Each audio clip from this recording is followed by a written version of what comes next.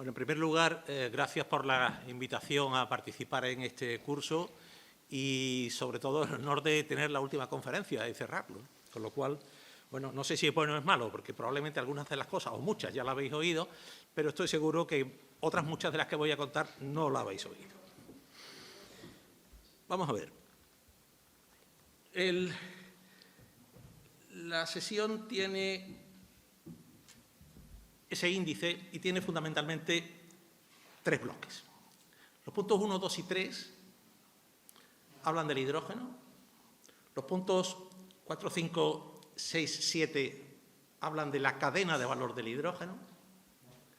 El punto 8 tiene ahí un término RFNBO que, en fin, ahora explicaremos qué es. Y concluimos. Vamos a ver. Hablamos mucho del hidrógeno como la nueva panacea, ¿no? El nuevo paradigma de la descarbonización de todo.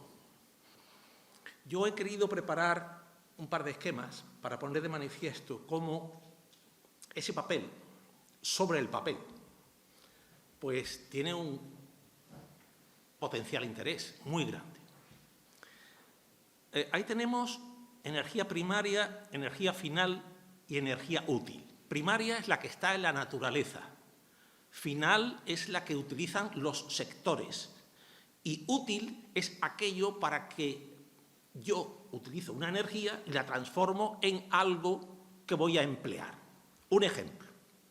Energía primaria, pues gas natural, lo proceso para que cumpla especificaciones, compro gas natural, energía final, y ahora ese gas natural lo quemo para producir calor. Esa es mi energía útil. Esa es la cadena. Las energías primarias las tenéis a la izquierda. Fósiles. Hay un solecito con los fósiles, porque al final todos los fósiles provienen del Sol. Históricamente, pero provienen del Sol. Las renovables, que obviamente también provienen del Sol, incluso la hidráulica, y la nuclear. Esas energías primarias se transforman en energías finales, que son las que consumen los sectores, y ahí tengo toda una tipología, gasolinas, gasóleos, fuel oils, querosenos, etcétera, etcétera. Y al pie está electricidad, porque evidentemente una parte de la energía final es en forma de electricidad.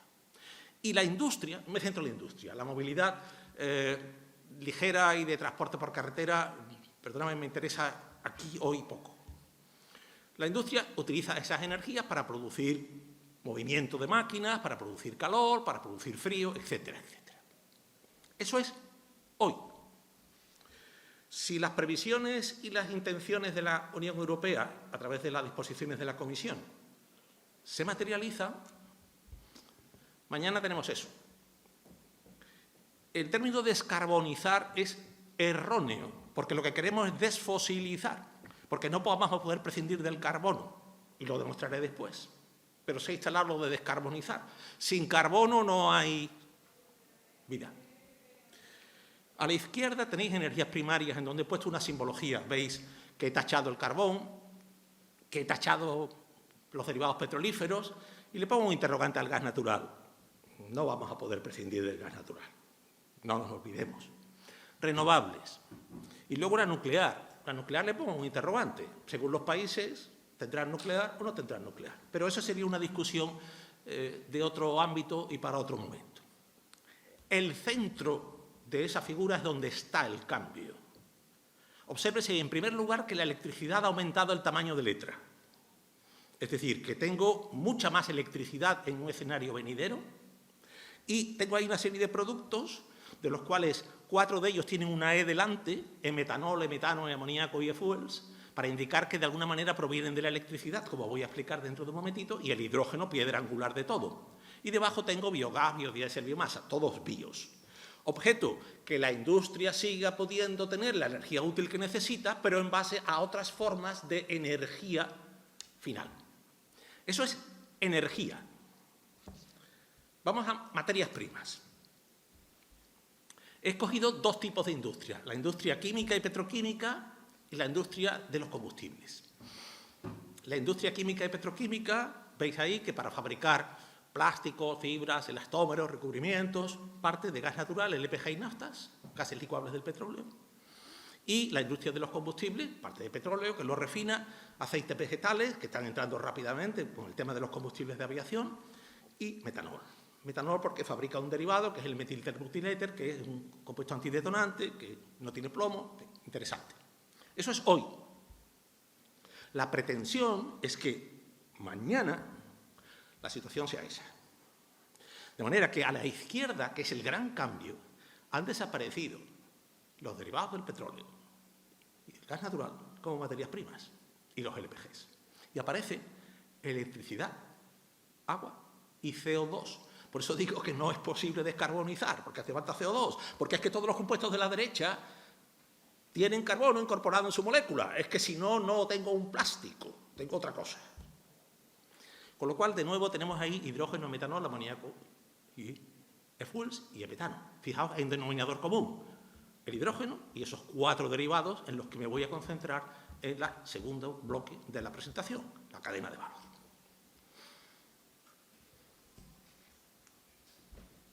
Bien, como la piedra angular es el hidrógeno, voy a hablar un poquito de la fabricación del hidrógeno electrólico. Yo no voy a hablar de la tecnología, habéis tenido sesiones en donde se ha comentado cómo dimensionar una instalación, no es mi objetivo. Mi objetivo es poner en contexto la problemática de generación de hidrógeno electrolítico y las características singulares que tiene con respecto a otro tipo de procesos a los que estamos mucho más acostumbrados por razones, evidentemente, de muchos años de utilización y evolución.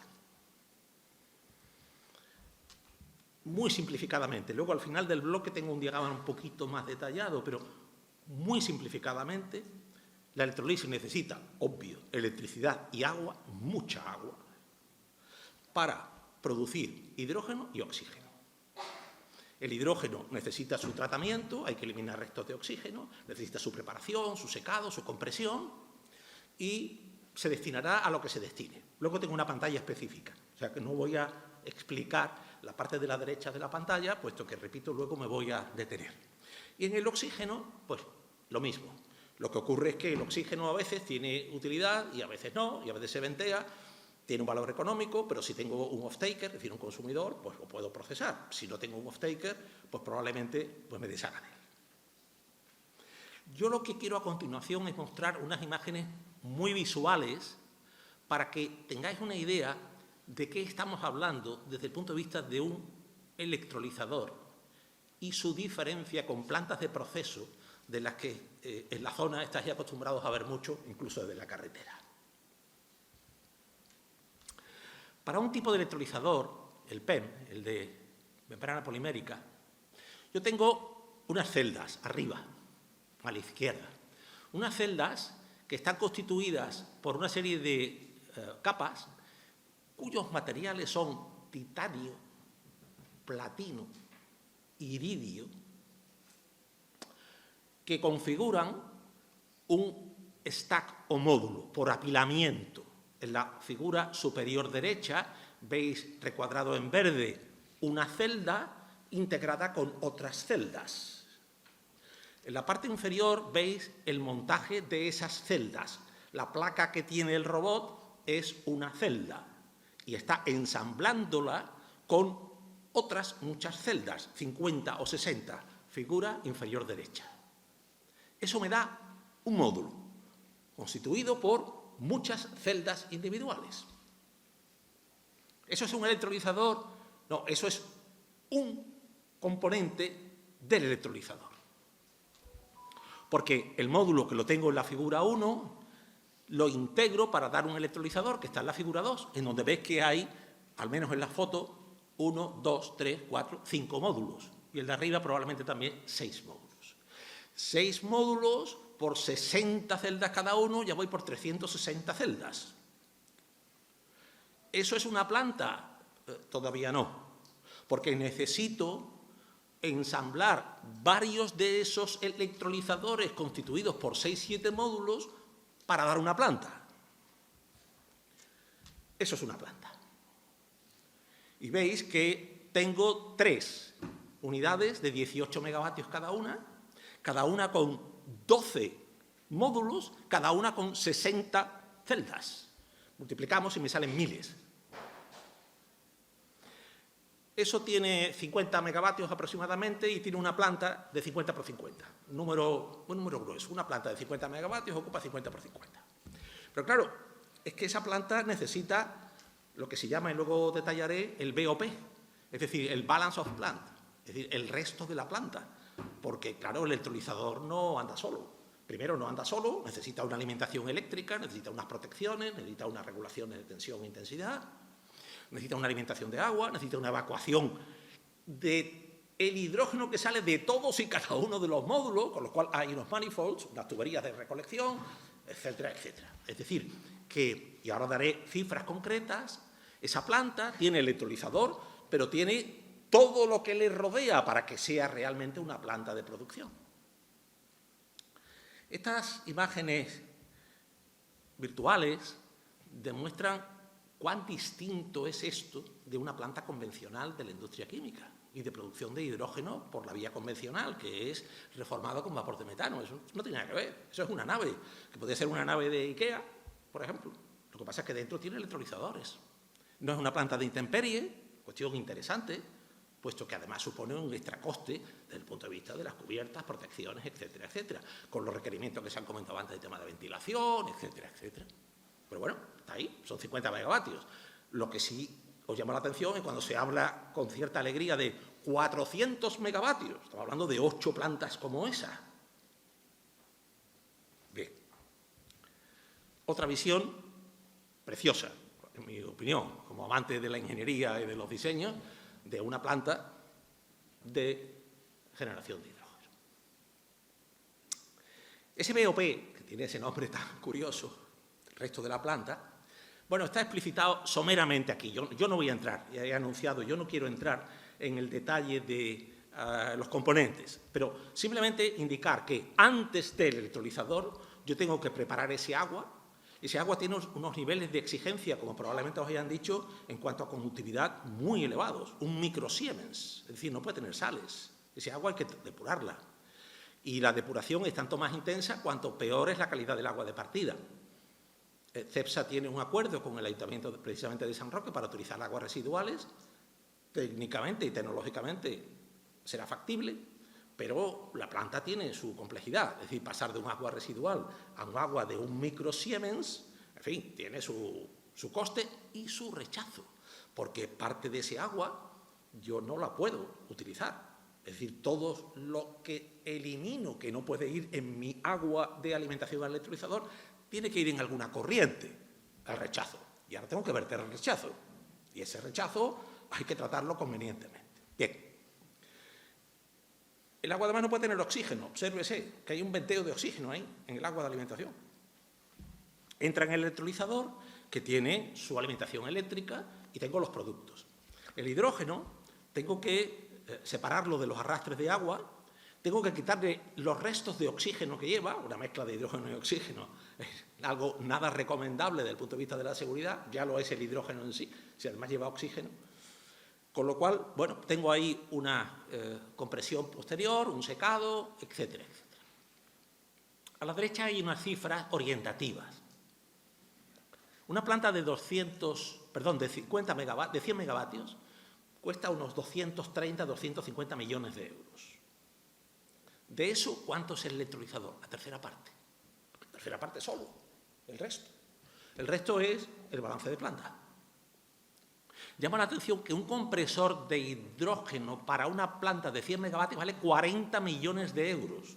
40 millones de euros un compresor para 50 megavatios. Con plazos de entrega de año y medio. Póngase a la cola. Con lo cual, esto supone una cuestión significativa. Es decir, cuando se habla de una planta de hidrógeno no hay que pensar solo en el electrolizador. Es que el compresor puede ser el cuello de botella. De manera que con esto lo que quiero dar es una visión global de que la fabricación de hidrógeno electrolítico tiene unas singularidades con respecto, por un lado, a las plantas convencionales de naturaleza química o petroquímica. Es distinto. Esto no es una planta que tiene unas torres de destilación y que tiene unos separadores y un reactor catalítico. No, no, esto es otra cosa. El segundo, que es modular, con lo cual las economías de escala aplican poco. La economía de escala, como sabéis, es el factor en el que si yo tengo una planta que es el doble de grande, no me cuesta el doble, cuesta elevado por una potencia menor de 1, 0,7, 0,6, 0,8, dependiendo de la tecnología. Pero aquí no.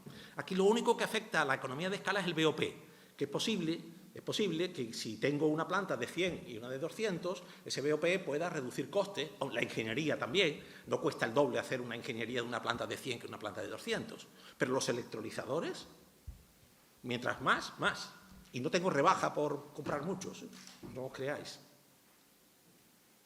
Y luego tiene una cuestión importante, y es el tema del mantenimiento. Mirad, hay una anécdota que dice, en la ciudad de Los Ángeles hay siempre 4.000 parquímetros estropeados. Claro, 4.000 parquímetros estropeados. Sí, hay un taller que no da abasto, con 200 tíos arreglando parquímetros todos los días. Dice, sí, claro, es que hay un parque de 39.000 parquímetros, con una tasa de fallo del 2%, 3%, 5%, pues siempre hay 1.000 parquímetros, 2.000 estropeados. Lo mismo ocurre aquí.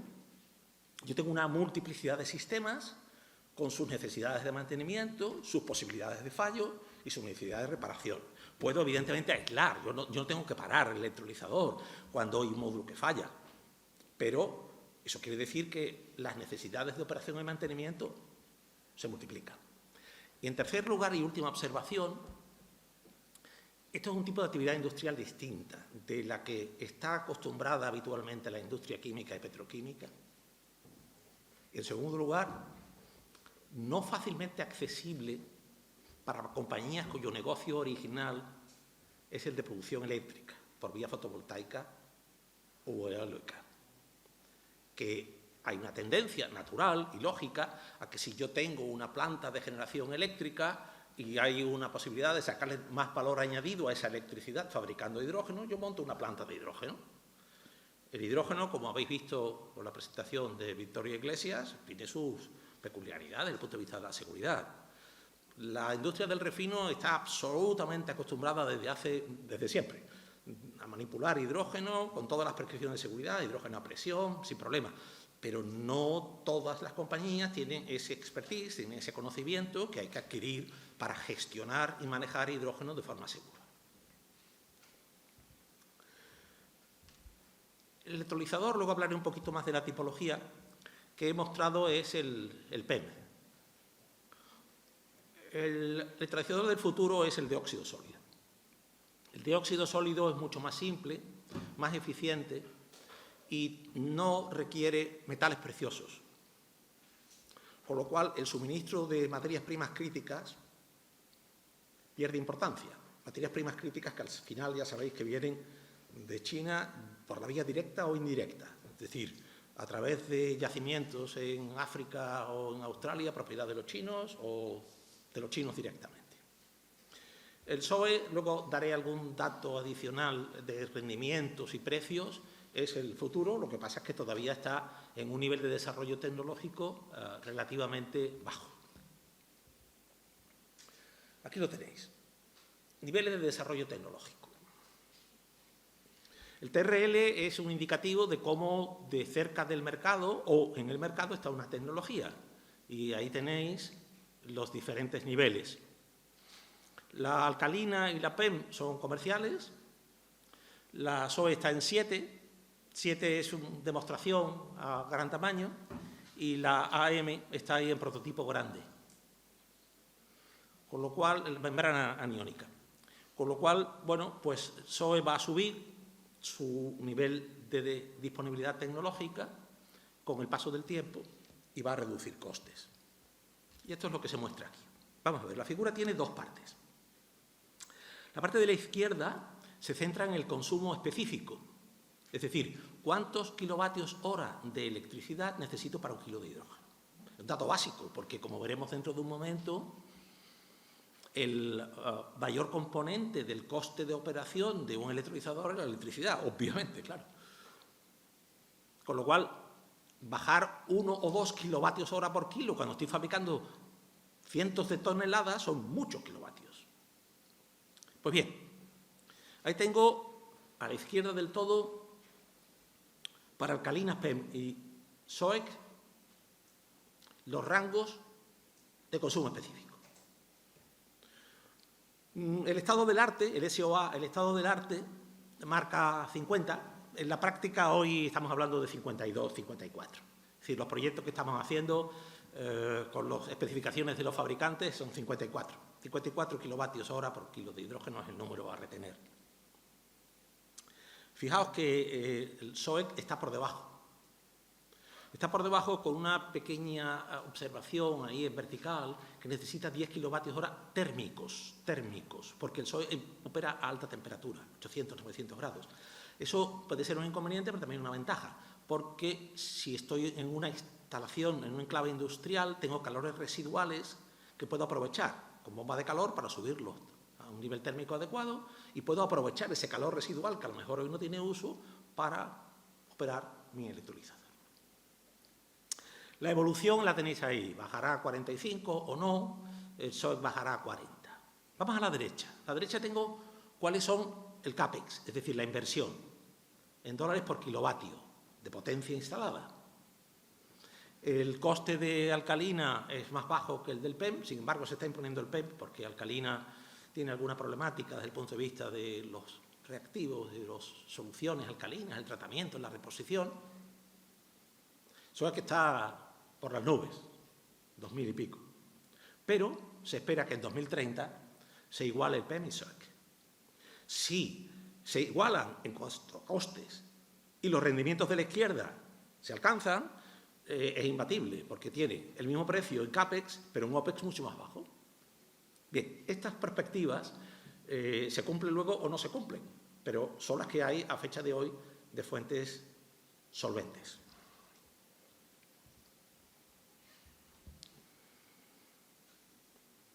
El hidrógeno electrolítico, ¿cómo compite en precio? Porque al final no nos olvidemos, hay una cuestión de precios. Yo puedo ser muy descarbonizado, pero si mi producto vale 3 veces más que el no descarbonizado del vecino y el vecino puede venderlo, pues probablemente el mío no me lo compre. En primer lugar tenemos esa reducción de CAPEX, es decir, la reducción de la inversión. Hay una cuestión que se llama la curva de aprendizaje de cualquier tecnología. Esa curva de aprendizaje marca en ordenadas la reducción de costes relativo con respecto al momento inicial. Y en el eje de abscisas tiene en escala logarítmica la potencia instalada. Es decir, mientras más potencia instalo, más aprendo, más bajo la reducción de costes, más optimizo mis procesos de fabricación, los suministros de materias primas y el procesado de las mismas. Bueno, las tasas de aprendizaje solo se saben a posteriori si se cumplieron o no se cumplieron. Esa es una cuestión. Pero las de la derecha son reales. Las de la derecha, esas que tienen esa pendiente tan marcadísima, son de fotovoltaica, baterías y eólica terrestre, con unos porcentajes del 30% de reducción. Por cada vez que yo duplico la potencia instalada, los costes se reducen un 30%. Esas pendientes no son las previstas para los electrolizadores, estamos hablando del 17%, del 8%. Pero en cualquier caso, lo que sí está claro es que va a haber una reducción de costes significativa. Es decir, cuando yo pase de 100 a 1000, multiplico por 10, antes he dicho por 2, perdón, por 10. Cuando paso de 100 a 1000, voy a tener una reducción aproximadamente de un 20-25%. Bien, eso, repito, solo se sabe a futuro. Pero lo que sí es evidente es que hay una curva de aprendizaje. Sería la única tecnología en la que no habría curva de aprendizaje. Imposible, la hay. Este es el CAPEX, es decir, mi inversión. En segundo lugar, viene ahora el coste global. Vamos a ver. Para que ese hidrógeno sea renovable, la energía tiene que ser eléctrica, tiene que ser renovable. Si yo conecto un parque fotovoltaico a un electrolizador, a una planta de electrolizadores, Ese parque fotovoltaico va a tener 1.700 horas año de funcionamiento, pero no por nada, sino simplemente porque es que el sol, hay 1.700 horas de sol al año. Si tengo la posibilidad de combinar eólica y fotovoltaica, ya puedo llegar a 3.000. Y si tengo alguna solución con almacenamiento eléctrico y algún PPA con alguien que me suministra energía continuadamente, y llego a las 8.000 horas al año, el año tiene 8.650, o sea, prácticamente 90 y tantos % de operación, pues tengo el caso 3. Los costes del hidrógeno, precio del hidrógeno, tengo ahí, en el caso 1, 4,5 euros por kilo.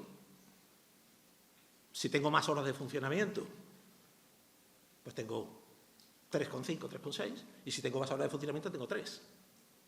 Luego, es obvio que si yo tengo una inversión y mi producción es mayor, los costes de inversión los voy a repercutir sobre mayor número de toneladas. Luego, es obvio que el denominador va a ser más grande, en consecuencia el coste es de cajón. Pero es importante tenerlo en cuenta, porque eso implica que tengo que buscar una tasa de utilización de esa planta lo más alta posible. No parece lógico que yo arranque el electrolizador por la mañana cuando sale el sol y lo pare por la tarde. Y eso mañana, pasado y todos los días. No parece lógico. Esta figura hay que entenderla. Vamos a desmenuzarla. A la izquierda tengo lo que se llama el LCOH, el coste normalizado del hidrógeno. El coste normalizado del hidrógeno, como de cualquier otra cuestión, luego aparecerá el del amoníaco. Ese coste normalizado es el resultado de dividir toda la producción de hidrógeno en la vida útil de la planta, por todos los costes de la planta durante su vida útil, inversión y operación, todos llevados al año 1. Tengo en la figura de la izquierda el coste normalizado en el eje de ordenadas y el precio de la electricidad en el eje de abscisas. 3 líneas verdes, 2.000 horas, 4.000 horas, 6.000 horas de funcionamiento. Me quedo con la línea de 6.000 horas, bueno, de 4.000. Y hay 2 bandas horizontales. La banda horizontal gris, que es el precio del hidrógeno tal y como se fabrica hoy, a partir de reformado con vapor de metano, SMR. Y estamos hablando de 1,5 a 2,5. Si a ese proceso le añado captura de CO2, porque compensa, porque el precio del CO2 está muy alto, sube, obviamente, tengo costes de operación, se me mete 2,5, 3,5. Pues bien, si ahora veo dónde cruza la línea de 4.000, la verde, con esas 2 bandas, quiere decir que para que el hidrógeno electrolítico sea competitivo con el hidrógeno reformado con captura, es decir, banda azul, tengo que estar aproximadamente en menos de 3 céntimos por kilovatio hora. A la derecha hay marcados 2 puntos en esa línea azul, perdón, en esa línea verde, la de 4.000, 2 puntos. Uno es a cuánto se comercializa la electricidad en Oriente Medio, estamos ahí hablando de 1,5, y a cuánto, bueno, se pueden hacer los PPA. PPA, sabéis, son los contratos de suministro de electricidad a largo plazo, que se negocian en función de los intereses de productor y consumidor. Y tengo esos 2 puntos. Esos 2 puntos me llevan a la parte de la derecha. Es decir, de ese precio del hidrógeno, ¿cuál es la contribución a ese precio de los diferentes componentes? Y se observa que cuando la electricidad es muy barata, 1,6 céntimos, columna de la izquierda, la electricidad supone el 30% del coste del hidrógeno. 0,71. Pero si la electricidad se multiplica por 2, algo, ese 0,71 se multiplica por 2, algo, evidentemente. Y en consecuencia, mi coste acaba de incrementarse como derivada de que la electricidad ha subido su precio. Con lo cual paso de 2,40 a 3,5. Con lo cual estoy fuera del rango de competitividad. Y eso es un precio relativamente barato, porque como voy a apuntar dentro de un momento, el dato del precio de la electricidad medio de hace un par de días. Fijaos que la figura de la derecha, 2 columnas, en términos absolutos, las demás partidas son idénticas. Obviamente, es la misma planta, solamente que el coste de mi electricidad ha subido. Luego tengo que buscar que el coste de la electricidad sea lo más bajo posible. Bueno, aquí de lo que se trata es de que yo tengo que hacer que mi planta funcione el mayor número de horas posible del año con la electricidad más barata posible. Cosa que, por otra parte, se le ocurre a cualquiera. Es decir, yo tengo una planta o tengo un coche, el coste por kilómetro es mientras más kilómetros le haga, mientras más barata sea la gasolina. La cosa no tiene ningún misterio, pero es importante tener eso en cuenta. A la derecha hay una tabla que pone si varía la inversión o varía la electricidad, cómo me afecta al coste de la electricidad. Me voy a quedar solo con dos valores. Si mi planta es un 10% más cara, si mi CAPEX es un 10% más caro, es decir, si mi inversión es 10% más caro, mi hidrógeno es del 4 al 7%. Si en lugar de tener esta tasa de utilización tengo un 10% más de tasa de utilización, el precio del hidrógeno baja un 14%, lo cual está muy bien. Y la última par de filas, 20-30 céntimos o 40-50, es obvio. A más precio de la electricidad, más precio del hidrógeno. Repito que es obvio, pero está cuantificado. Pero es evidente, es muy importante tenerlo en cuenta, porque si yo conecto unívocamente una fotovoltaica con una planta de hidrógeno, ahí algo va a fallar y mis costes de fabricación van a ser muy elevados. Bueno, este es el primer bloque. En el primer bloque hemos puesto en contexto el papel del hidrógeno globalmente. Hemos hablado de cómo es la configuración de los electrolizadores, también someramente, y hemos puesto de manifiesto el tema de los costes. Pero el hidrógeno, para mí, no es un fin en sí mismo. El hidrógeno tiene una problemática de transporte, de utilización, que abre la puerta a su transformación. Y eso es lo que le llamamos la cadena de valor, que tiene este esquema.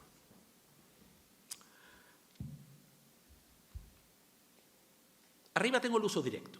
Yo puedo emplear de manera directa, repito, desde el punto de vista de industria, para producir calor y electricidad. Luego lo voy a detallar.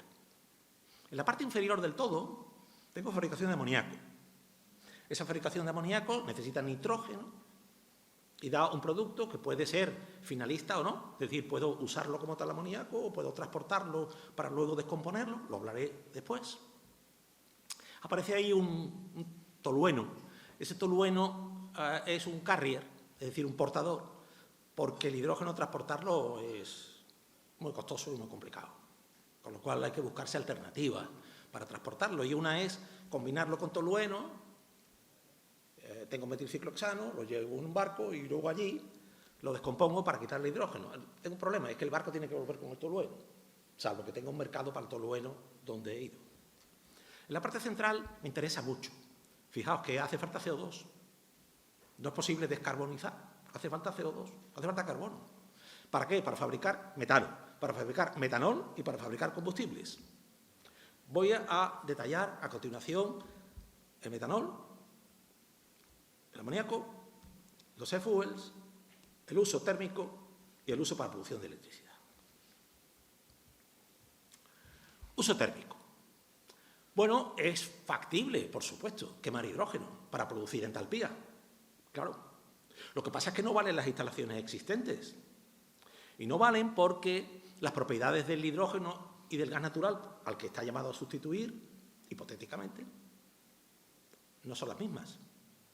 Ahí tenéis algunos datos. La velocidad de llama es mayor, la temperatura de llama es más alta, no hay calor por radiación. Sabéis que en un proceso de combustión hay zona radiante, zona convectiva.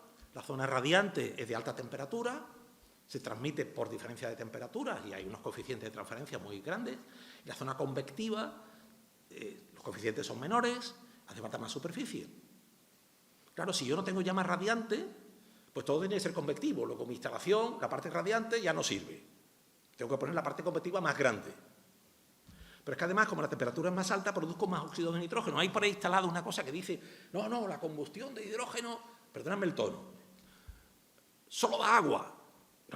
No da agua. Porque es que el aire tiene nitrógeno y oxígeno. Y el nitrógeno se combina con el oxígeno a alta temperatura y da NOx. Y los NOx están reglados. De manera que no solo da agua. que está instalado por ahí. Un combustible ultrapuro, solo agua. No, señor, estamos equivocados. No sé si voluntario o involuntariamente. En cualquier caso, es una opción. Es una opción que lleva, por ejemplo, a Pamesa en Castellón a tener que sustituir sus hornos de fabricación de cerámica. Es una inversión. Pero además lo sustituyo por un hidrógeno que es más caro que el gas natural sobre base térmica. Bueno, a ver si me salen los números. Pero es una opción interesante y válida. El power to power, es decir, cómo producir electricidad a partir de hidrógeno, que lo produce, por cierto, a partir de electricidad, claro. Luego hablaré de los rendimientos globales de toda esa cadena de transformaciones. Hay varias opciones. Una pila de combustible. Las pilas de combustible tienen un tamaño relativamente modesto. Cabe pensar eso en transporte pesado por carretera. La otra opción es mezclarlo con gas natural, lo cual tiene sus ciertas limitaciones. Enagas tiene hecho un diseño de admitir hasta el 3% de hidrógeno en la red de gas natural. Tiene sus complicaciones desde el punto de vista de materiales, etcétera, etcétera.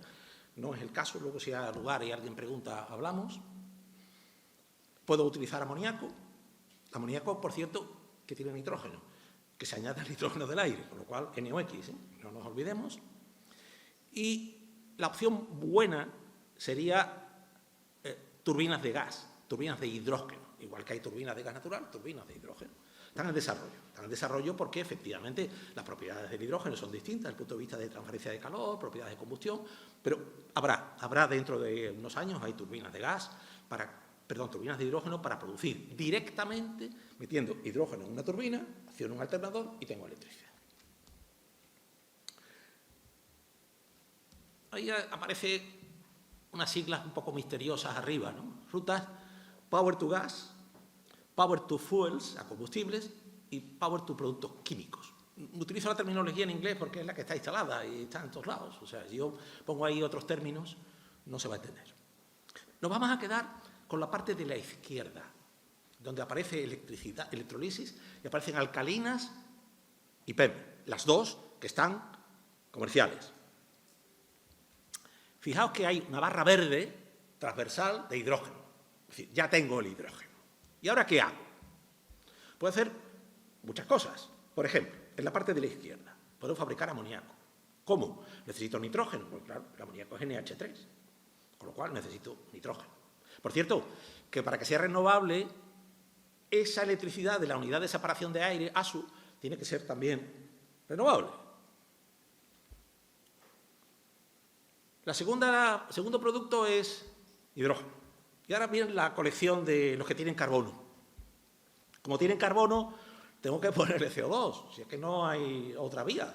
Para fabricar metano necesito CO2, para fabricar metanol necesito CO2. Pero ahora quiero distinguir algo muy importante. Fijaos, la primera vez que aparece MOH, hay una línea de CO2 que entra directamente en la caja que pone hidrogenación directa.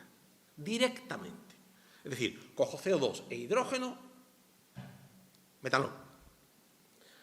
Metanol más agua, Ojo, con el trabajito que me ha costado producir hidrógeno, resulta que la estequiometría de la reacción de CO2 más 3H2 para dar CH3OH me da 1 mol de agua. O sea, que fabrico 3 moles de hidrógeno y 1 agua. Pues hemos hecho, en fin, una cosa muy interesante. Bueno, sí, pero ese agua le realimenta el proceso, mi necesidad de agua bruta es menor. Sí, un consuelo. ¿Vale? Bien. Esa es la vía directa. Ya adelanto que la vía directa no está a nivel comercial a gran escala disponible. Es una vía muy interesante, súper interesante, porque solo necesita 2 reactivos, un catalizador y un proceso, pero no está disponible a esa escala, como voy a mostrar después. Luego, la vía que hoy por hoy puedo recurrir es la vía indirecta. ¿Y eso qué significa? Pues significa, para empezar, nada más que visualmente, que ahí hay un bloque de color ocre que pone, y siento que sea blanco y no se lee muy bien, RWGS. Eso quiere decir que es el reactor de síntesis inversa. Es decir, que yo lo que estoy acostumbrado a hacer de toda la vida para fabricar metanol es procesar monóxido de carbono, no dióxido de carbono. Ese es mi proceso. ¿Por qué? Pues porque el metanol se fabrica a partir de una cosa que se llama gas de síntesis. Y el gas de síntesis es CO más hidrógeno. Y así se ha fabricado y se fabrica el metanol hoy en el mundo en el 99,5% de los casos. Luego, como eso es lo que sé hacer, Resulta que tengo que alimentar CO2, fijaos ahora, a la caja ocre para convertirlo en monóxido, porque es que es lo que sé hacer, convertir monóxido, no CO2. Y cuando yo tengo un proceso de combustión y capturo CO2, pues no hay monóxido. Bueno, sí, hay 100 ppm, yo quiero porcentajes. Luego, hoy por hoy, tengo que irme a ese proceso, que es un proceso catalítico, que tiene su complejidad, a 900 grados, etcétera, etcétera. ¿Verdad? Que vamos viendo un poco la perspectiva de dónde estamos. Y a la derecha, y voy terminando con esta pantalla, porque voy regular de tiempo, ¿no? Pasa que me entretengo mucho, porque como me gusta tanto, pues, ¿qué le vamos a hacer? Fischer-Tropsch. Hay una cosa muy curiosa, fijaos, Haber-Bosch, suena alemán, ¿verdad? Fischer-Tropsch, suena alemán, ¿verdad? Claro, la pujanza de la química orgánica alemana en los años 1920-1940. Por cierto, del proceso Haber-Bosch, dentro de 2 años se cumplen 100 años. El proceso de metanación es una excepción, es el proceso de Senderens, de unos franceses, mira por dónde, tiene 120 años el proceso de metanación, no hemos descubierto la pólvora. El proceso de Fischer-Tropsch tiene 85 años. Estamos recurriendo a procesos de síntesis que tienen una trayectoria industrial, evidentemente con un nivel de conocimiento de ingeniería química, capacidad de modelado, capacidad de fabricación de catalizadores que no tienen nada que ver, pero estamos recuperando eso para integrar carbono en hidrógeno y fabricar moléculas. Es una cosa curiosísima. Bueno, me voy a callar. Bien, a la derecha tengo el SOE, es decir, la coelectrólisis. Es un factor adicional, no solo potencialmente igualará precios y más rendimientos, sino que yo puedo alimentar a ese electrolizador de óxido sólido CO2 y agua. Producto que hace síntesis.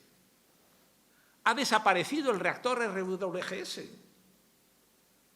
No necesito la hidrogenación directa, que no está disponible. Necesito la hidrogenación indirecta comercial. Con lo cual, es una alternativa, repito, todavía en proceso, pero muy interesante. Perdóname que me haya extendido, pero es que este configura el cuadro global de aproximación a fabricar estos productos de la cadena de valor. Y luego veréis la importancia de estos productos de la cadena de valor cuando hable de los famosos RFNBOs. Me voy a centrar en el amoníaco y en el metanol.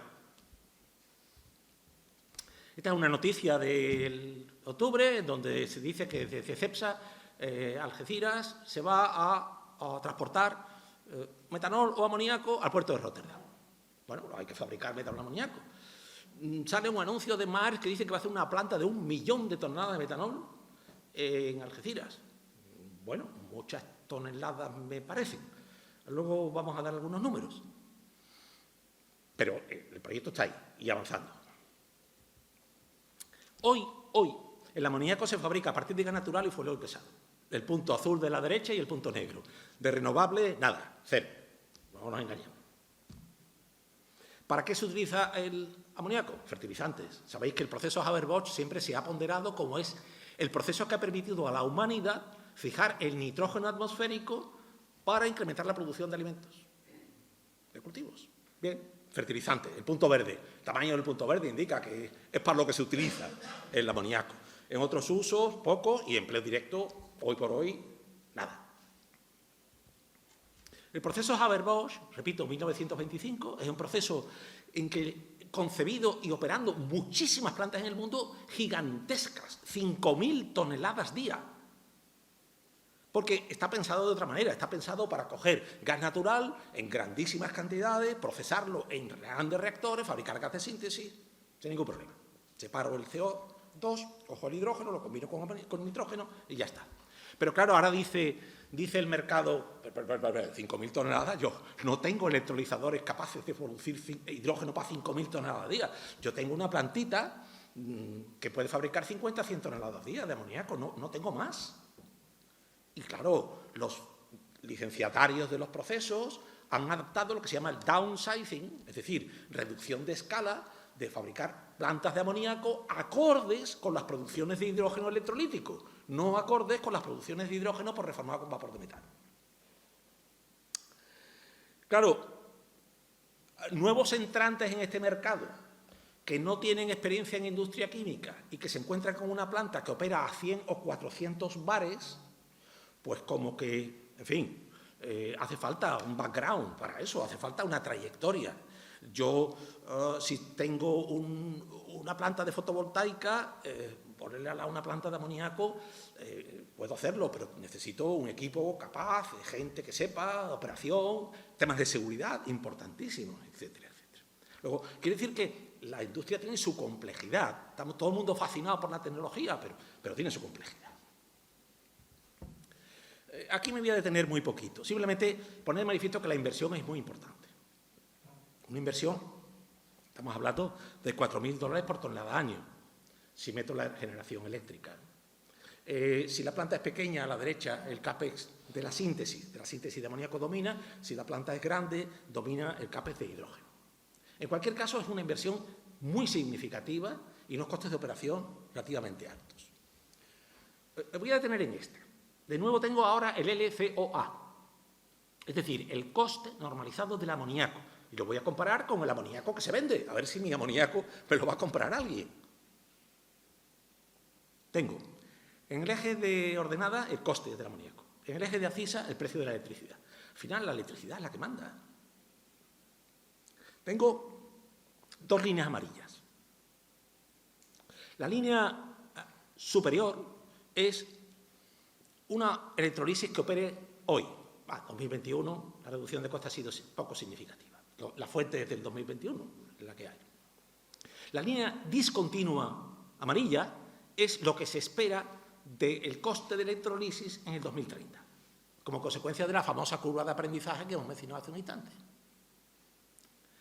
Ahora me voy a olvidar de todas las demás líneas, solamente aquellas que tienen marcadas dos flechas verdes.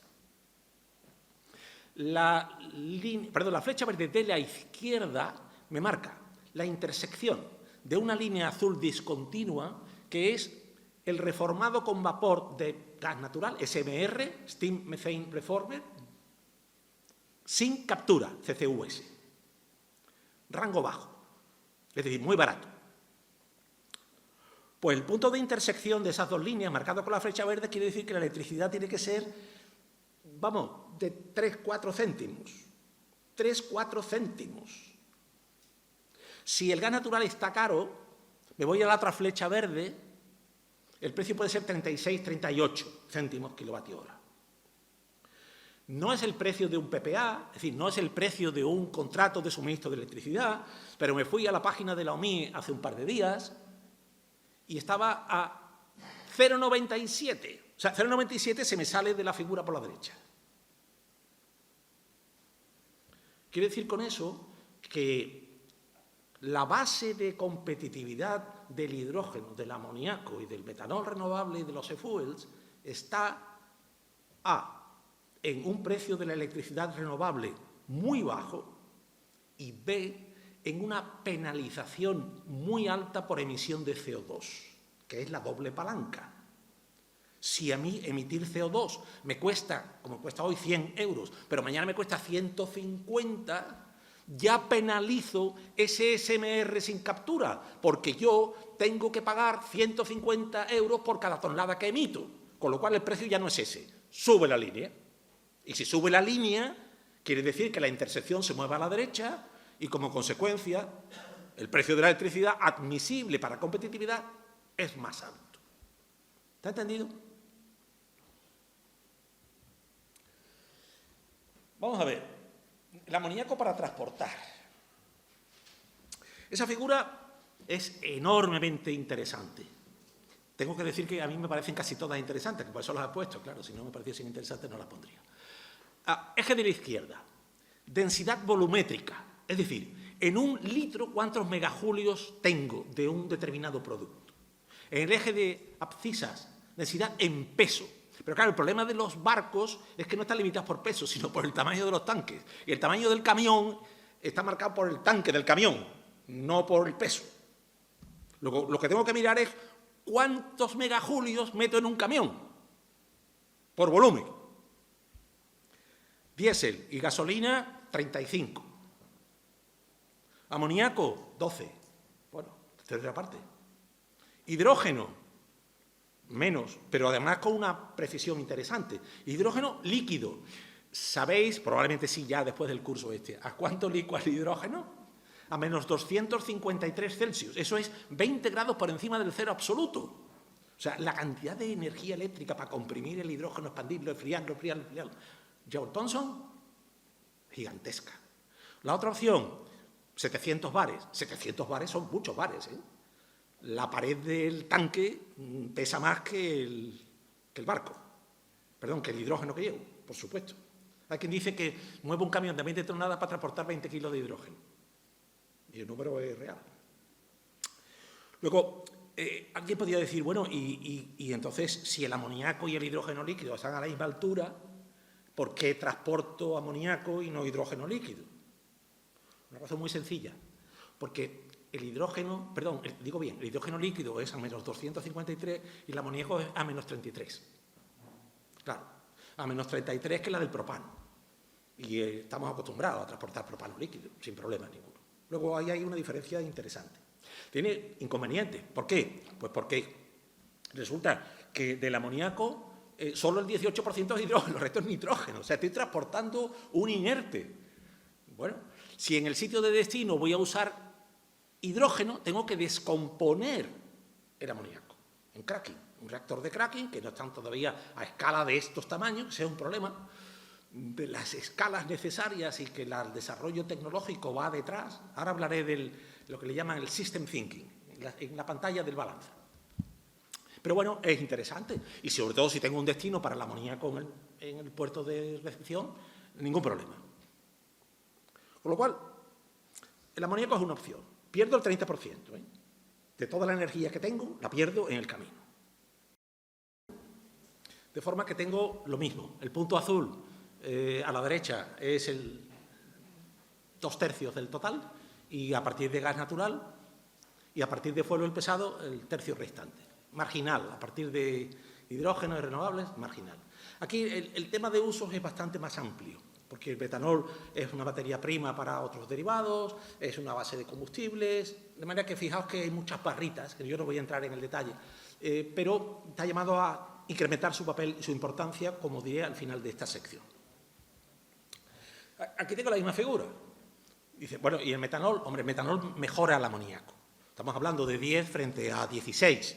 No está mal. O sea, lo que pasa es que la escala de la izquierda es muy alta y parece que es poco, pero de 10 a 16 es un incremento del 60%. Luego, el metanol es un producto interesante para transportar, más, a mi juicio, que el amoníaco. El metanol tiene una facilidad de combustión grande. Es líquido a temperatura ambiente, no necesito refrigeración, no necesito compresores, no necesito... Bien, tiene una opción interesante. En densidad gravimétrica está en la vertical del amoníaco, luego es una opción interesante con una diferencia con respecto al amoníaco, que el amoníaco necesita nitrógeno ilimitado en el aire y el metanol necesita CO2, que tengo que buscarlo con algunas exigencias y especificaciones que voy a decir ahora, porque no todo el CO2 vale. Y la pregunta es, ¿usted quiere metanol? Bien. ¿Y tiene identificado dónde quiere el CO2? Pues no lo he pensado todavía. Pues mal vamos. He limpiado las figuras globales, esas de power to gas, to fuels, to chemicals, y lo he dejado solo en metanol, simplemente para reincidir, nunca mejor dicho, en que tengo la hidrogenación directa en desarrollo y la indirecta que necesita el reactor de síntesis inversa, de reacción de desplazamiento inversa, perdón. Esta es la figura que a mí me ha puesto de manifiesto que no estaba en la presentación que yo quería contar. Vamos a ver. Ahí tengo los dos suministros, electricidad y agua. Ahí están las cifras. Con un rendimiento con un consumo específico de 52 megavatios hora por tonelada, yo necesito 10 megavatios hora por tonelada de metanol. 10 megavatios hora por tonelada. Si tengo una planta de 250 toneladas día, necesito 2.500 megavatios hora. 2.500 megavatios hora. Todas las horas. De agua necesito 11 toneladas por tonelada de hidrógeno. Por tonelada de metanol necesito 1,8 toneladas. Tengo una electrolisis que, no he dicho, pero necesita refrigeración. Mucha refrigeración. Y puedo hacerlo de muchas maneras. Puedo hacerlo con aire, aerorefrigerante, puedo hacerlo con agua en circuito abierto, puedo hacerlo con agua en circuito cerrado, pero es un consumo eléctrico adicional y una instalación adicional, porque el electrolizador se calienta y se calienta mucho, hay que mantenerlo en rango de temperatura. A la derecha tengo un almacenamiento de hidrógeno, porque claro, las plantas químicas en general, y la de metanol no es una excepción, eso de arrancar y parar, eso lo llevan fatal. Hay transitorios que no les gustan a las plantas químicas. Los reactores catalíticos operan en un rango de temperatura y de presión y yo no puedo estar subiendo y bajando carga. Hay márgenes de variabilidad, pero yo no puedo parar la planta de metanol todas las tardes y arrancarla todas las mañanas. Eso es inconcebible en la industria química. Entonces, ¿qué ocurre? Pero si es que no tengo hidrógeno por la tarde, ¿por qué no hay sol? Pues almacene usted hidrógeno para asegurar el funcionamiento de la planta. Con lo cual, ahora tengo que tener hidrógeno almacenado, comprimido. En función de la especificación del tanque, tendré una presión u otra. Pero tengo que tener hidrógeno. Bien, viene la hidrogenación, esa directa o indirecta, indirecta hoy por hoy, con todo lo que conlleva ese bloque. Y, ojo, necesito CO2, que es el bloque superior, fijaos. Pongo ahí industria, ya adelanto 2041, luego hablaré después de eso. Electricidad 2036, fechas límites, biomasa sin fecha límite. Y luego lo del aire, que cada vez que mientras más leo, más me documento y más veo trabajar, me sigue pareciendo una auténtica locura termodinámica. Pero eso, si queréis, lo dejamos para el coloquio si da tiempo, porque llevo camino de que me voy a consumir todo el tiempo. Bueno, CO2. Ese proceso de CO2, de combinación de CO2 y hidrógeno me da metanol, tengo mi tanque de metanol y ahora pues lo llevo. Transporto por barco, lo transporto por camión, lo transporto por tubería, etcétera, etcétera. Y ahora viene lo que decía del system thinking. Vamos a pensar en el sistema. Esta es la punta del iceberg. O sea, antes de esto hay una producción de electricidad en cantidades gigantescas que empieza a levantar contestación. No sé si habéis leído la prensa de ayer. Han conseguido parar varios parques eólicos en Galicia. Ya ni eólicos. En Andalucía, con razón, ¿eh? Yo no entro en si tienen razón o no tienen razón. Yo entro en el hecho. En Andalucía, parques fotovoltaicos se han parado por recursos en base a una serie de argumentos que se han seguido teniendo en cuenta. Con lo cual hay cada vez más contestación a la ocupación de suelo por instalaciones renovables. Pero es que además están las líneas eléctricas. Yo puedo conseguir una instalación fotovoltaica en los permisos en 8 meses, pero a lo mejor la línea de evacuación tardo 3 años o no la consigo nunca. Y tirar líneas de 400 kilovoltios no es fácil, de 220 tampoco es fácil, y tengo que llevar la electricidad de donde se produce, que a veces no se produce donde tengo la planta de hidrógeno, a donde se produce. Hay quien dice, bueno, pues ponga el hidrógeno, entonces transporto el hidrógeno. ¿Qué hay que transportar, la electricidad o el hidrógeno? Algo tiene que transportar. Con lo cual, de ahí detrás hay una tremenda complejidad que puede estrangular el proceso, porque yo puedo pensar en una planta de 1 millón de toneladas de metanol, pero necesito electricidad y CO2. Cuando hago los números y veo la superficie, resulta que me hacen falta decenas de miles de hectáreas de fotovoltaica. A ver si vamos a tener. Y en segundo lugar, decenas de miles de toneladas de materiales críticos que no tenemos disponibles en la Unión Europea. Con lo cual, esto es, repito, entre comillas, lo sencillo. Lo anterior es lo complejo, en mi opinión, porque depende de un montón de factores adicionales. Yo, como titular de una instalación industrial, en un enclave industrial, conseguir los permisos para fabricar esto, bueno, es una cuestión de realizar los trámites oportunos, preparar la documentación técnica oportuna, solventar aquellas deficiencias que pueda mostrar, los temas de seguridad. Eso está arreglado y se hace, y lo hacemos en INERCO desde hace muchísimos años. Pero los otros temas en donde entran otros actores, red eléctrica, por ejemplo, que tiene su programa adecuado para dar estabilidad a la red, de crecimiento de la red y de los puntos de vertido. No puede admitir vertidos que le modifiquen la estabilidad de la red, que es una máxima indispensable. No me quiero extender. La hidrogenación directa es atractiva, muy atractiva. Lo que pasa es que la planta más grande del mundo tiene 4.000 toneladas año.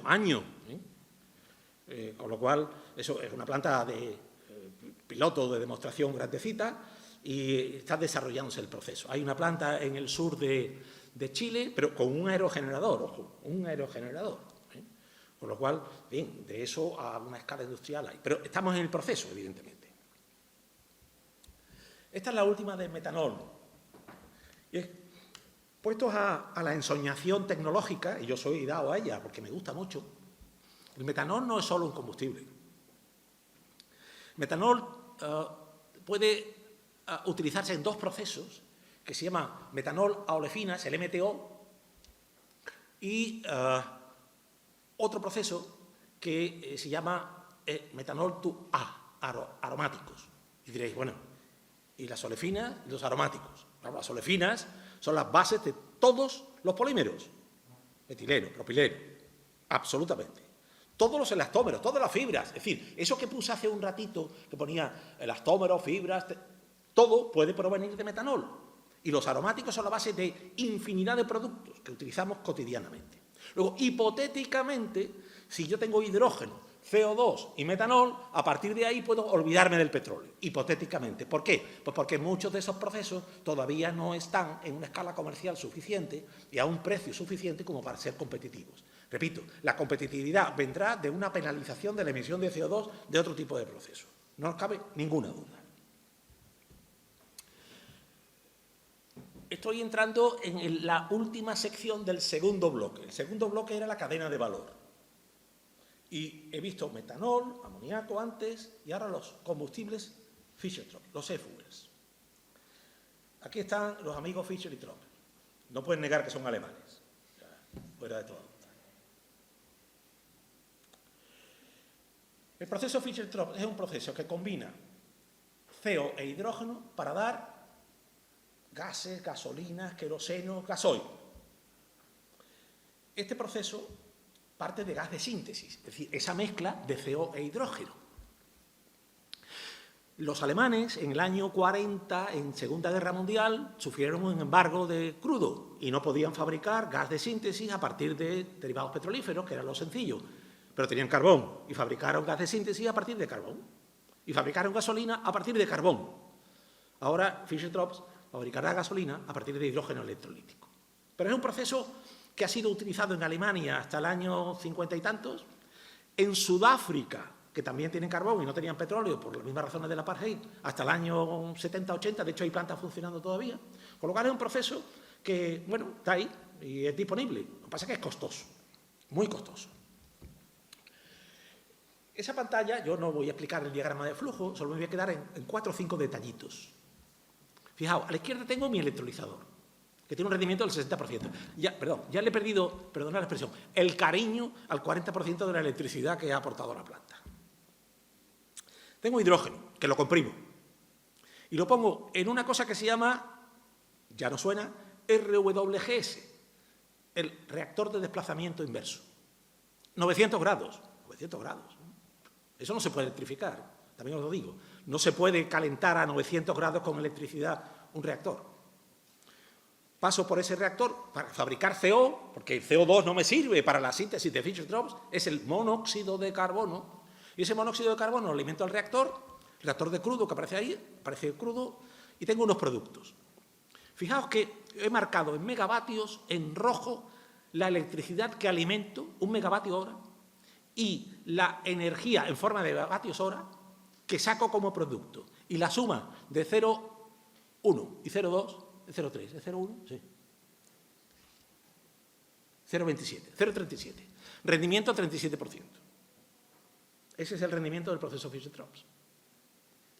Con lo cual, esto me abre la puerta a poner de manifiesto algo que está implícito en todo esto. Es decir, en una cadena de valor, mientras más pasos tenga, como tengo que multiplicar los rendimientos de cada uno de los pasos, pues así estamos. Y me voy a quedar solamente, por ejemplo, con la fila central. Hay 5 usos de 2 de hidrógeno, de metano y 2 de amoníaco. Voy a quedar con el de metano nada más.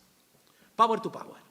Esa idea tan atractiva de decir, señores, los excedentes de electricidad renovable los transformo en hidrógeno, luego, bueno, como el hidrógeno es complicado, fabrico metano, y como ese metano tengo turbinas de gas natural, que es metano, pues muy fácil, no tengo que cambiar las turbinas. Alimento el metano sintético, ahí. Bien. Pues yo cojo 100 unidades de electricidad y ahora tengo unos procesos de transformación. ¿Cuánta energía saco al final del proceso? 21. El 21% de rendimiento. Eso quiere decir que todos los costes los tengo que imputar a esas 25 unidades que son las que vendo. Y cogí 100. He cogido ese ejemplo porque cojo electricidad y saco electricidad. He perdido 80 unidades de electricidad por el camino.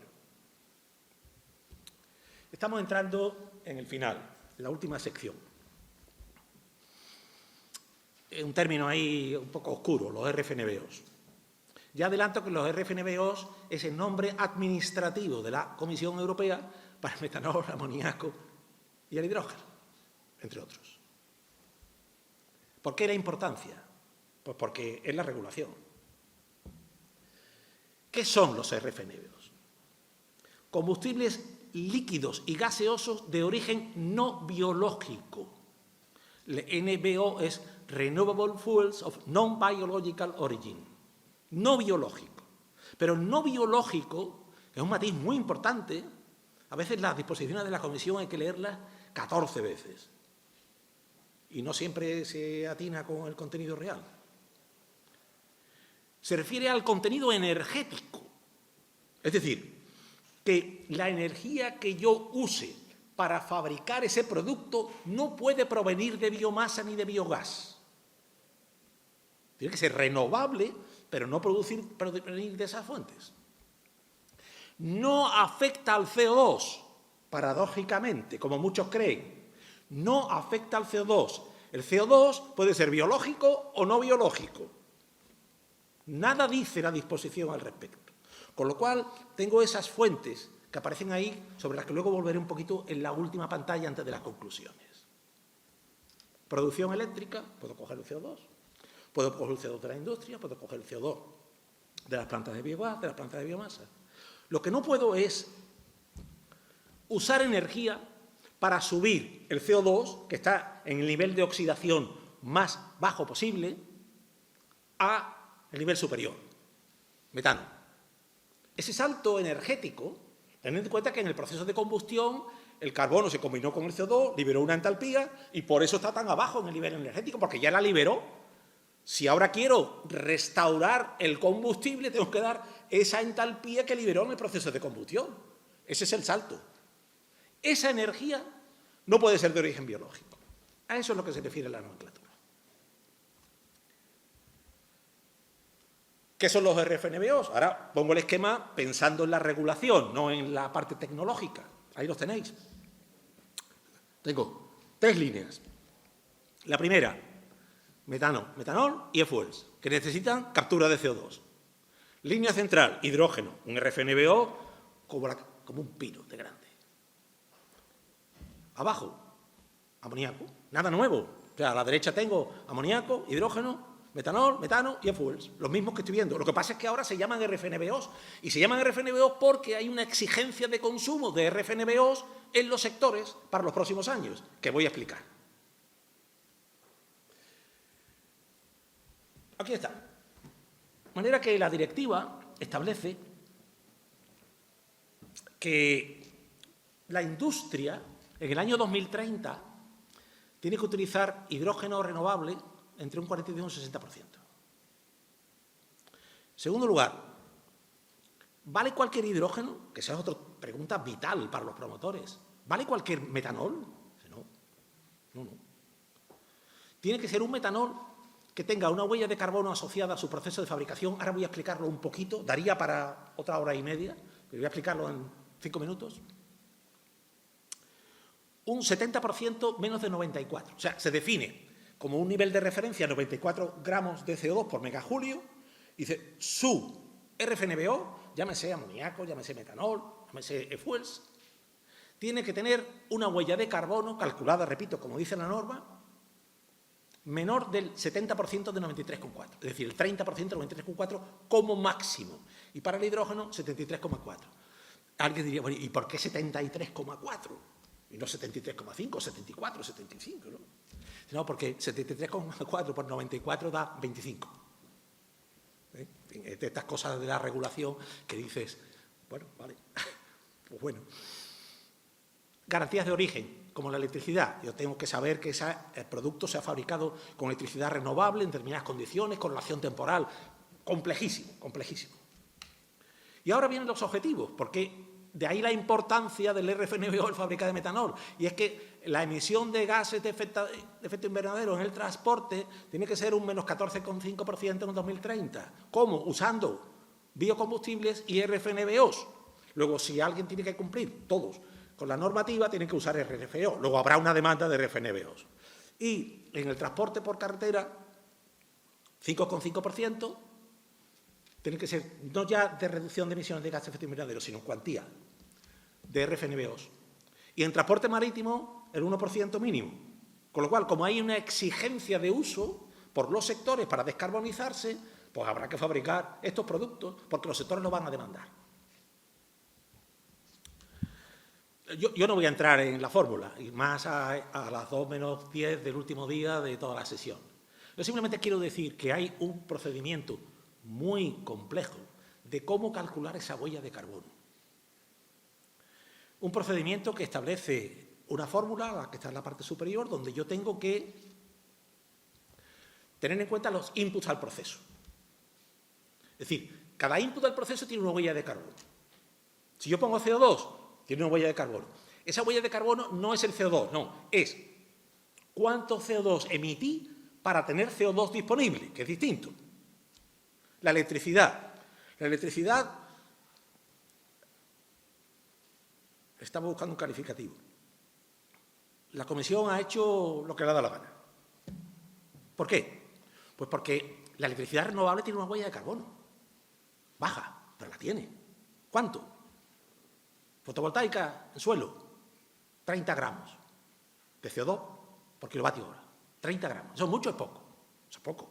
¿Por qué? Pues porque un ciclo combinado de gas natural tiene 350, 10 veces menos. Para que un ciclo combinado de gas natural entre en la nueva normativa tiene que ser 270. ¿Vale? Luego tiene 35 gramos de CO2 por kilovatio hora, no 0. ¿Y la nuclear cuánto tiene? 5. O sea que la nuclear tiene menos huellas de carbono que la fotovoltaica. Bueno, vamos a quitar la nuclear, por cierto. ¿Qué ha hecho la Comisión? Ha dicho, señores, vamos a no complicarnos la vida y nosotros admitimos pulpo como energía renovable y toda la energía renovable que se use para fabricar RFNO tiene 0 huella de carbono. ¡Ole! Hay una cosa que se llama ciclo de vida, análisis de ciclo de vida, que ha pasado a mejor vida en esta disposición, pero es como es, está escrito, publicado y hecho. Bien. Luego, mi input de carbono de la electricidad, 0, se acabó. Y ahora tengo una serie de inputs. El input del agua, tengo que bombearla, tengo que depurarla, y eso consume electricidad. Si es renovable, vale. Si no es renovable, ojo. Tengo todo el tema del procesado del CO2. Tengo la planta de conversión de metanol. Esa planta de conversión, o la de fuels, que tengo que llevar a 800 Celsius. 900 el reactor. Tengo que calentar. ¿Con qué caliento? Pues hoy por hoy caliento con gas natural. Y ese CO2 tengo que computarlo. Es más, que yo tengo que sumar todos los CO2 de todas las etapas del proceso, transporte, distribución y luego retail. Tengo que sumarlos. Y si estoy por debajo del 70%, cumple. Y si no, no cumple, no lleva el sello. Y como no lleva el sello, nadie me lo va a comprar, porque como no computa. Con lo cual, eso abre un tema tecnológico muy interesante de cómo calentar y cómo no calentar, pero ahora no viene a cuento. Y termino. Esta es la última, antes de las 2 pantallas de conclusiones. Hay una controversia enorme con el tema del CO2, del origen del CO2. Sabéis que la Comisión Europea ha prohibido los motores de combustión interna a partir del 2035, salvo que utilicen combustibles neutros en carbono. Esa definición es compleja, pero vamos a entender que es un carbono que estaba en la atmósfera, lo he introducido en un combustible y vuelve a la atmósfera. Bueno, estoy cerrando el ciclo. Pero claro, siendo realista, eso no es factible hoy ni mañana. Con lo cual, la comisión, evidentemente con la acción de los lobbies industriales correspondientes, que para eso están, ha admitido que el CO2 de la industria se pueda usar para fabricar metanol hasta el 2041. Entonces, alguien dirá, pues entonces no es neutro en carbono, porque, claro, si ese CO2 es de la industria y es fósil, lo transformo en metanol, lo llevo a un coche y lo emito. Y al final emito CO2 fósil. Luego, neutro en carbono no es. Claro, pero el argumento es, vamos a ver, vamos a suponer que tengo las dos situaciones disjuntas. Instalación industrial que emite CO2. Procesado de gasolina, coche que emite CO2. Un CO2, dos CO2. Y la lógica detrás de esto es, este CO2 no lo emito, lo proceso, lo emito y teóricamente no es 0,5. Es este 0 y este 1, 0,5. No es 0,5 porque esta cadena ha emitido CO2. Pero hay una cierta lógica de decir, bueno, mientras se pone a punto disponibilidad de CO2 de origen absolutamente renovable, vale, pulpo como CO2. Con lo cual, eso es lo que aparece ahí en lo que se refiere a Industria 2041 y generación eléctrica hasta 2036. Eso tiene un aspecto muy importante, y es que hay un horizonte temporal para que los promotores, a la hora de evaluar su inversión y su rentabilidad, tienen un horizonte limitado. 2036, 13 años, es poco para una instalación industrial, 2041 es un poco más. Pero se pueden plantear fabricar metanol a partir de CO2 de origen fósil, que es lo que está pensando Marx. Claro, CO2 de refinería. Porque yo CO2 de biomasa no voy a tener bastante biomasa. Y sobre todo no voy a tener bastante biomasa en el lugar donde la necesito. Y lo del CO2 del aire, como que termodinámicamente no se sostiene. Imaginaos que tengo 0,04% de CO2 en el aire, 0,04% de CO2 en el aire, frente a corrientes industriales que pueden tener 12, 14, 40, 80, 95% de CO2. El coste de procesar ingentes caudales de CO2 para separar esa fracción íntima de aire, para separar esa fracción íntima de CO2 es inmenso. Termino. No es más que una recopilación. O sea, el hidrógeno es la base de todo lo que estamos hablando. Alcalinas y PEM son comerciales. Los precios son altos, obviamente. La curva de aprendizaje va a reducir el CAPEX. La reducción del OPEX pasa por un precio muy bajo de la electricidad. Y la reducción del precio del hidrógeno pasa por un número de horas de funcionamiento lo más alto posible. Desde el punto de vista de la cadena de valor del hidrógeno. Bueno, el hidrógeno como tal, pero sobre todo sus derivados, pueden usarse en muchas aplicaciones y va a haber normativa que va a obligar a ello. El empleo en calor es factible con cambios del hardware de combustión y de los sistemas de control, pero esta vía proporciona a muchos sectores industriales la posibilidad de descarbonizarse, que de otra manera no podrían o lo tendrían muy complejo. El transporte marítimo se va a apoyar en metanol y amoníaco. El transporte por carretera se va a apoyar en e-fuels. En transporte pesado, quizás pilas de combustible con hidrógeno. Y la huella de CO2 de los RFNBO está tasada, tiene unos valores precisos que hay que cumplir para poder comercializar. Con lo cual, con esto hemos terminado.